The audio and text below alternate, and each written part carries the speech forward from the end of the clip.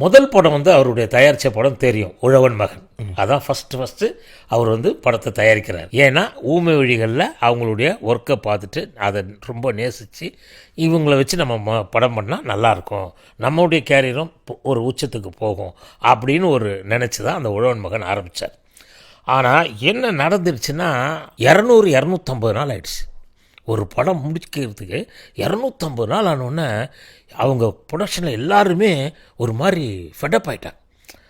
ஐயோ இது என்னடா இது, படம் தயாரிக்கிறதுன்றது இவ்வளோ பெரிய கஷ்டமா, 200 நாளாயும் படம் இது முடிக்க முடியல. அப்புறம் ரேக்லா ரேஸ்ன்னு சொல்லி இங்கேருந்து 400 அடிக்கு ட்ராலியெல்லாம் போட்டு அங்கே யூஸ் பண்ண அந்த ட்ராலியால், பொள்ளாச்சியில் அதை யூஸ் பண்ணதுனால இங்கே சென்னையில் ட்ராலியே கிடைக்கல, எல்லா ட்ராலியும் கொண்டு போயிட்டாங்க. என்ன பண்ணுறதுன்னு தெரியல. ஆரம்பிச்சிட்டோம், இதை பாதியில் கைவிடவும் முடியாது, இது எப்படி இது என்ன ஆக போகுதுன்ற மாதிரி போயிட்டாங்க. இது எப்போ ரெடி ஆகுன்ற மாதிரி 1 வருஷத்துக்கு மேலே அவங்களால வந்து பணமும் பெரட்ட முடியல. அங்கே இங்கே இந்த தயாரிப்பு அந்த தயாரிப்பு நடிக்கிற பணம் எல்லாமே அது உள்ளே இறங்கி அவ்வளோ பெரிய ஒரு ஃபினான்சியல் ப்ராப்ளத்துலேயும் இருக்காங்க. இப்படியான ஒரு சூழலில் தான் அந்த படம் முடிஞ்சு அதை ரிலீஸ் பண்ணாங்க.